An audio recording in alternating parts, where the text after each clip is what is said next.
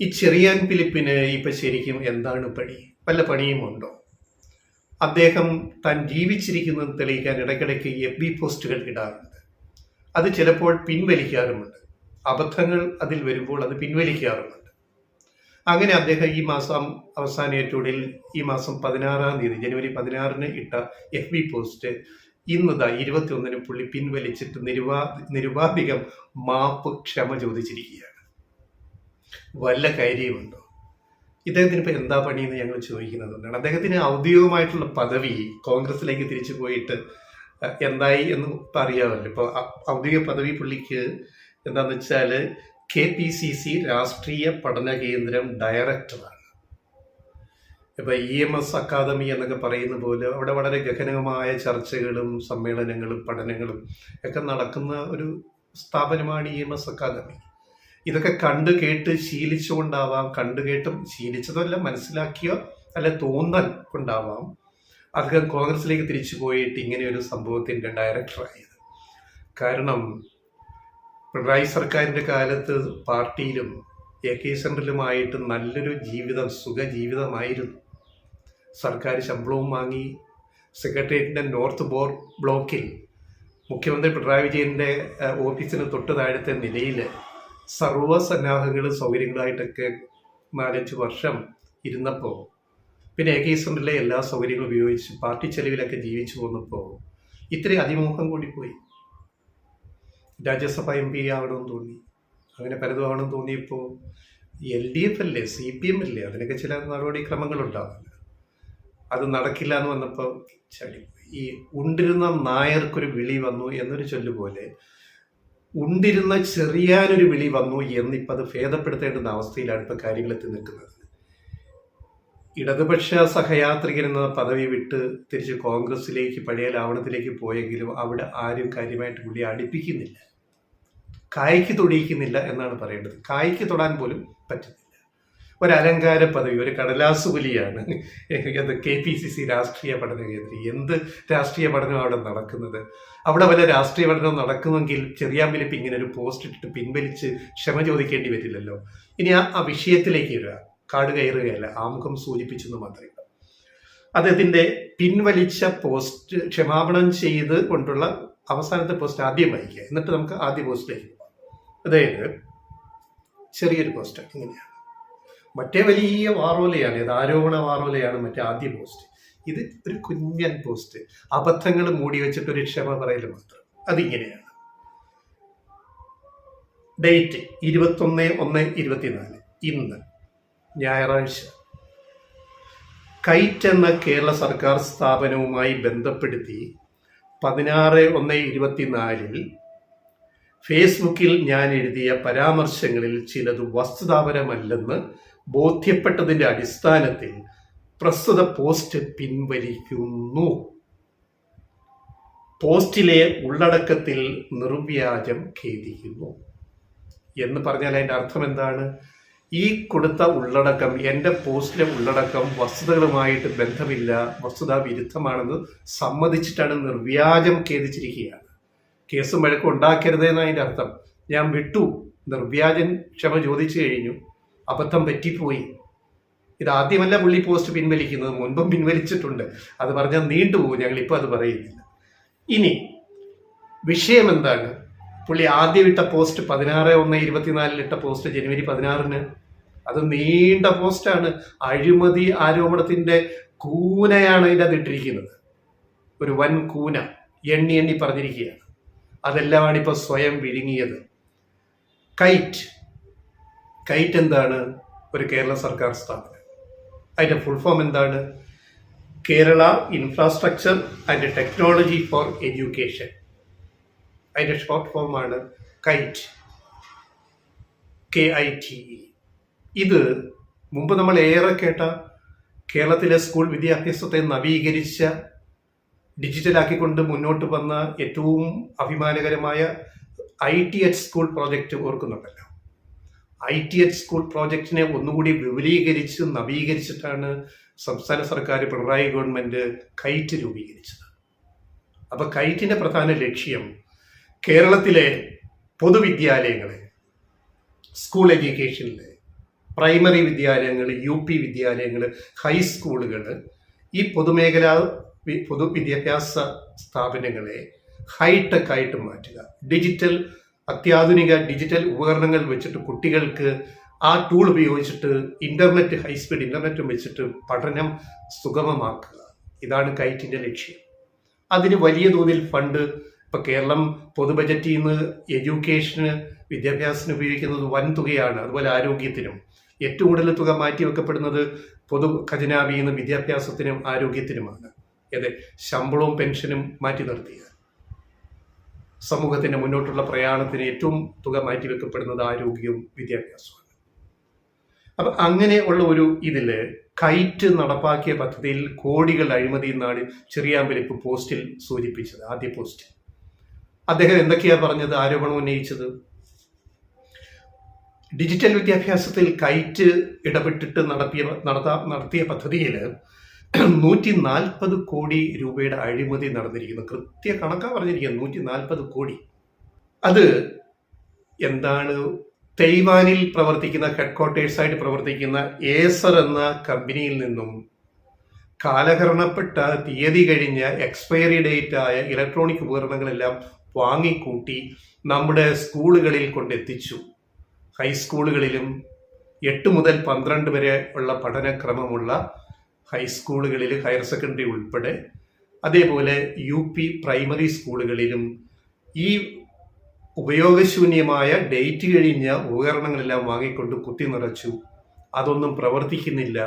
ഇത് വൻ അഴിമതിയാണ്, കമ്മീഷൻ അടിച്ചു എന്നാണ് ചെറിയാമ്പലിപ്പ് ഉന്നയിച്ച ആരോപണം. അതാണിപ്പോൾ പുള്ളി സ്വയം വിഴുങ്ങിയത്. എന്ന് പറഞ്ഞാൽ അതിൽ അടിസ്ഥാനമില്ല എന്നതുകൊണ്ടാണല്ലോ വിഴുങ്ങിയത്. കാരണം പുള്ളി ആ പോസ്റ്റിന് അവസാനം പറയുന്നൊരു വാചകം ഉണ്ടായിരുന്നു, ഭയങ്കര ധൈര്യശാലിയായിട്ട്. എന്താ ചെറിയാമ്പലിപ്പ് പറഞ്ഞത്? ഈ വൻ അഴിമതിയുടെ, ആ പോസ്റ്റിന്റെ അവസാന വാചകമാണ്, ഈ വൻ അഴിമതിയുടെ കൂടുതൽ വിവരങ്ങൾ, തെളിവുകൾ സഹിതം വൈകാതെ പുറത്തുവിടുമെന്നും FB പോസ്റ്റിൽ മുന്നറിയിപ്പാണ് ചെറിയാമ്പലിപ്പിന്റെ. ഇപ്പൊ എന്തായി? അല്ലേ? എന്താ പുള്ളിയുടെ ആരോപണത്തിന്റെ അടിസ്ഥാനം? 140 കോടിയുടെ അഴിമതി കൈയിട്ട് വാരി എന്നാണ് ഒന്ന്. 2, ഈ അഴിമതി എങ്ങനെ നടപ്പാക്കി? അതായത് ഡിജിറ്റൽ എക്വിപ്മെന്റ് ഹൈസ്കൂളുകൾ, ഹയർ സെക്കൻഡറി തലത്തിൽ 8ാം ക്ലാസ് മുതൽ 12ാം ക്ലാസ് വരെ വാങ്ങുന്നതിന് 730 കോടി രൂപ അലോട്ട് ചെയ്തു. അത് ചെലവഴിച്ചു. അതായത് 8 മുതൽ 12 ക്ലാസ് വരെ കേരളത്തിലെ 4752 സ്കൂളുകളിൽ എന്ന് പറഞ്ഞാൽ 45,000 ക്ലാസ് റൂമുകൾ, സ്മാർട്ട് ക്ലാസ് റൂമുകളിൽ. അവിടെ എന്തൊക്കെയാണ് ഈ കാലാവധി കഴിഞ്ഞ എക്സ്പയറി ഡേറ്റിൽ വാങ്ങിക്കൂട്ടിയത് എന്ന് ചെറിയാമ്പലിപ്പ് പറയുന്നത്? ലാപ്ടോപ്പ്. ഒരു ലാപ്ടോപ്പിന്റെ കാലാവധി എത്രയാണെന്നൊക്കെ നമുക്കറിയാൻ സാമാന്യ ബോധമുണ്ട്. ഒരു പുതിയ ലാപ്ടോപ്പ് നിങ്ങൾ വാങ്ങുന്നു, അത് എത്ര വർഷം നിൽക്കും നമ്മൾ ഊഹിച്ചാൽ മതി. കൂടുതൽ വിശദീകരിക്കേണ്ട കാര്യമില്ലല്ലോ, നമ്മളൊക്കെ ഇതൊക്കെ ഉപയോഗിക്കുന്നവരല്ലേ, സ്മാർട്ട് ഫോൺ ഉൾപ്പെടെ. അപ്പോൾ വാങ്ങിയത് എന്തൊക്കെയായിരുന്നു? ലാപ്ടോപ്പ്, LCD പ്രൊജക്ടർ കാണാൻ വേണ്ടി. പ്രൊജക്ടർ വെച്ചിട്ടാണ് സ്ക്രീനിൽ കാണിക്കുക. അപ്പോൾ projector, screen, digital screen, USB speaker, sound system. ഇത് പ്രോഗ്രാം കേൾക്കാനും കാണുന്നപ്പോൾ കേൾക്കാനും സൗണ്ട് സിസ്റ്റം. ടെലിവിഷൻ ഓരോ ക്ലാസ് റൂമിലും. പിന്നെ ക്യാമറ സംവിധാനങ്ങൾ കുട്ടികളുടെ വർക്കുമായി ബന്ധപ്പെട്ട്. ഇത്രയും കാര്യങ്ങളാണ് സ്കൂളുകളിലേക്ക് കൈറ്റ് വാങ്ങിയത്. അതിലാണ് ഹൈസ്കൂൾ, ഹയർ സെക്കൻഡറി തലത്തിൽ ഈ പറയുന്ന 730 കോടിയുടെ പർച്ചേസ് നടന്നതിലാണ് അഴിമതി ആദ്യം ചെറിയാമ്പലിപ്പ് ആരോപിക്കുന്നത്. 2, പ്രൈമറി സെക്ഷൻ സ്കൂളുകളിൽ, ഹൈസ്കൂളിന് താഴെ 11,257 സ്കൂളുകളിലേക്ക്, ഇതുപോലെ ക്ലാസ് റൂമുകളിലേക്ക് 237 കോടി രൂപയുടെ സാധനങ്ങൾ വാങ്ങി എന്നാണ് ചെറിയാമ്പലിപ്പ് പറയുന്നത്. അതിലും അഴിമതി നടന്നിട്ടുണ്ട്. അപ്പൊ ഈ ഹൈടെക് ആക്കാൻ മൊത്തം ഇങ്ങനെ ചെലവഴിച്ച തുകയിലാണ് ഈ വൻ അഴിമതി നടന്നിരിക്കുന്നതെന്നായിരുന്നു അദ്ദേഹം ഇപ്പോൾ സ്വയം വിഴുങ്ങിയ ആരോപണം. ഇനി ഇത് നടപ്പാക്കാൻ വേണ്ടി ഫണ്ട് കൊടുത്തവരാണ്, കിഫ്ബിയുടെ ഫണ്ടാണ് ഇതിന് വിനിയോഗിച്ചത്. കേരളത്തിന്റെ ഒരു ഗ്രോത്ത് എഞ്ചിനാണ് കിഫ്ബി എന്ന് ഞങ്ങൾ പലപ്പോഴും പറയുന്നത്. റോഡ്, സ്കൂള്, പാലം, ഹെൽത്ത് കെയർ, മറ്റ് കാര്യങ്ങൾ, വലിയ ലോങ് ടൈം പ്രോജക്റ്റുകൾ, ഇതിലെല്ലാം കിഫ്ബിയുടെ ഫണ്ടാണ് ഉപയോഗിക്കുന്നത് നമ്മൾ പറയാറുണ്ട്. ഇവിടെയും അതാണ് സംഭവിച്ചത്. കിഫ്ബി ഫണ്ടാണ് ഇതിനെ പ്രധാനമായിട്ടും ഉപയോഗിക്കുന്നത്. അപ്പോൾ അതിൽ വന്നിരിക്കുന്ന ഒരു കാര്യം, ചെറിയാമ്പലിപ്പ് ആരോപിക്കുകയാണ് കിഫ്ബി ഫണ്ട് ഉപയോഗിച്ച് ഇങ്ങനെ വാങ്ങിയതിൽ മാർക്കറ്റ് വിലയേക്കാൾ കൂടിയ വിലയ്ക്ക് വാങ്ങി. അടുത്ത ആരോപണമാണ്. എന്നാൽ ഇത് തെളിയിക്കാൻ കൂടുതൽ തെളിവുകളായിട്ട് ഞാൻ വരുന്നുണ്ടോ എന്ന് പറഞ്ഞ ആള് അങ്ങ് വന്നാൽ പോരെ? എന്തിനാ ഈ ഇട്ട പോസ്റ്റ് പിൻവലിച്ചിട്ട് നിർവ്യാജം ഖേദിക്കുന്ന എന്തിനാണ്? അതിലെല്ലാം ഉണ്ടല്ലോ. ഇതിലൊന്നും സർക്കാരിനെ കൊടുക്കാൻ കഴിയില്ല, വിദ്യാഭ്യാസത്തെ വകുപ്പിനെ കൊടുക്കാൻ കഴിയില്ല എന്ന് മനസ്സിലായല്ലോ. കിഫ്ബിയെ കൊടുക്കാൻ കഴിയില്ല, കൈറ്റിനെ കൊടുക്കാൻ കഴിയില്ല എന്ന് മനസ്സിലായല്ലോ. ഇതൊക്കെ എൻ്റെ ചെറിയാമ്പലിപ്പേ, നിങ്ങളെ നമുക്ക് നേരിട്ട് എത്രയോ നാളായിട്ട് പരിചയമുണ്ട്. നിങ്ങൾ കോൺഗ്രസ്സിലുള്ളപ്പോഴും, നിങ്ങൾ കോൺഗ്രസ് വിട്ടിട്ട് ഇടതുപക്ഷ സഹയാത്രികനായിട്ട് വന്നപ്പോഴും, പിന്നെ നിങ്ങൾ കൈരളി ടി വിയിൽ പ്രോഗ്രാം അവതരിപ്പിച്ചപ്പോഴും, ചെറിയാൻ ഫിലിപ്പ് പ്രതികരിക്കുന്നു എന്ന പ്രോഗ്രാം ചെയ്തപ്പോഴും, ഞാനപ്പോൾ കൈരളിയിൽ വർക്ക് ചെയ്യുന്ന സമയം നമ്മളപ്പോൾ എത്രയോ കാര്യങ്ങൾ സംസാരിച്ചിട്ടുണ്ട്, എത്രയോ പരിചയമുണ്ട്. നിങ്ങൾ ഈ ഇടതുപക്ഷ സഹയാത്രികൻ എന്നുള്ള ക്യാമ്പ് വിട്ടിട്ട് പോയിട്ട് നിങ്ങൾക്ക് സംഭവിച്ച അപജയം, പരാജയം, പതനം എത്ര മാത്രമാണെന്ന് നിങ്ങൾ ആലോചിക്കുക. നിങ്ങൾക്ക് കോൺഗ്രസിൽ എന്താകാൻ സാധിച്ചു? ഇനി നിങ്ങൾ എന്താകും? നിങ്ങൾ ഓരോന്നിങ്ങനെ പറഞ്ഞുകൊണ്ടിരിക്കുക. നിങ്ങളെ കോൺഗ്രസിന് വേണ്ട. കാരണം കോൺഗ്രസിന് നിങ്ങളെ കൊണ്ട് എന്ത് പ്രയോജനം ഇനിയുള്ളത്? നിങ്ങൾ ഇടതുപക്ഷത്ത് നിന്നിരുന്നെങ്കിൽ, ഇടതുപക്ഷ സഹയാത്രികനായിട്ട് നിന്നിരുന്നെങ്കിൽ നിങ്ങൾക്ക് കുറെ കൂടി ബൗദ്ധികമായിട്ട് ഇടപെടാനും ഒക്കെയുള്ള സാഹചര്യം ഉണ്ടായിരുന്നു. ഈ കോൺഗ്രസിൽ ബൗദ്ധികമായിട്ട് ഇടപെടാനുള്ള സാഹചര്യങ്ങൾ എവിടെയൊക്കെയാണ്? ഒരു ശശി തരൂരോ അല്ലെങ്കിൽ പുസ്തകം വായിക്കുന്ന വേറെ 1-2 പേരോ അല്ലാതെ നിങ്ങൾ ഈ പറയുന്ന KPCC രാഷ്ട്രീയ പഠന കേന്ദ്രത്തിൻ്റെ എത്ര പരിപാടി ഇതിനകം നടന്നു? ബൗദ്ധിക നിലവാരത്തിൽ ആഴത്തിലുള്ള പഠനം, ഗവേഷണം, കണ്ടെത്തൽ, അതിൻ്റെ ഫലമാണല്ലോ ഇപ്പോൾ ഈ വന്ന ക്ഷമ ചോദിച്ചുകൊണ്ടുള്ള നിർവ്യാജം ഖേദിക്കുന്ന കുറിപ്പ്. കോൺഗ്രസ്, നിങ്ങൾ തിരിച്ചു പോകുന്ന കോൺഗ്രസ് നിങ്ങൾ വിടുമ്പോഴുള്ള കോൺഗ്രസിനേക്കാൾ എത്രയോ ധാർമ്മികമായിട്ട് അധപ്പതിച്ചു എന്നും നിങ്ങൾക്ക് ബോധ്യമാവുന്നുണ്ട്. ഒരൊറ്റ ചോദ്യം ചോദിച്ചുകൊണ്ട് ഈ വീഡിയോ അവസാനിപ്പിക്കുക. നിങ്ങൾ വിട്ട കോൺഗ്രസിൽ പല പ്രശ്നങ്ങൾ വന്നിട്ട് നിങ്ങൾ അവിടെ നിന്ന് വിട്ടുപോന്നിട്ട് നിങ്ങൾ ഇടതുപക്ഷത്തെ സഹയാത്രികനായിട്ട്, നിങ്ങളെ ഇടതുപക്ഷം വളരെ മാന്യമായിട്ട് നിങ്ങളെ പരിപാലിച്ച് നോക്കി, നിങ്ങൾക്ക് അർഹമായ സ്ഥാനങ്ങൾ തന്നു, നിങ്ങൾക്ക് നല്ലൊരു ജീവിതം ഉണ്ടാക്കി. അവിടെ എന്നിട്ട് നിങ്ങൾ തിരിച്ചു പോയ കോൺഗ്രസ്, നിങ്ങൾ വിട്ടുപോയ കോൺഗ്രസിന് തുല്യമാണ്, അതിനേക്കാൾ മികച്ചതാണ്. വളരെ ഡീമോറലൈസ് ചെയ്യപ്പെട്ട ഒരു കോൺഗ്രസിലേക്കല്ലേ നിങ്ങൾ തിരിച്ചു പോയത്? വളരെ ഡീമോറലൈസ് ചെയ്യപ്പെട്ട ഒരു നേതൃത്വത്തിന്റെ കീഴിലല്ലേ നിങ്ങൾ പോയി പ്രവർത്തിക്കുന്നത്? ബൗദ്ധികമായിട്ട് കോൺഗ്രസിനകത്ത് എന്താ സംഭവിക്കുന്നത്? നിങ്ങൾക്ക് അവിടെ എന്ത് ചെയ്യാൻ പറ്റും?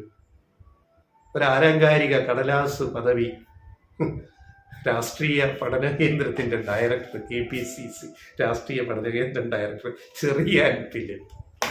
ഉണ്ടിരുന്ന ചെറിയാനൊരു വിളി വന്നു, അത്രയേ ഉള്ളൂ. ആ വിളി കേട്ട് പോയി, അനുഭവിച്ചുകൊള്ളുക. ഇടയ്ക്കിടയ്ക്ക് മാപ്പിരക്കും, ഇനിയും പോസ്റ്റ് ഇടും, മാപ്പിരക്കും. ഞാൻ ജീവിച്ചിരിപ്പുണ്ട് എന്ന് തെളിയിക്കാൻ വേണ്ടി. നമസ്കാരം.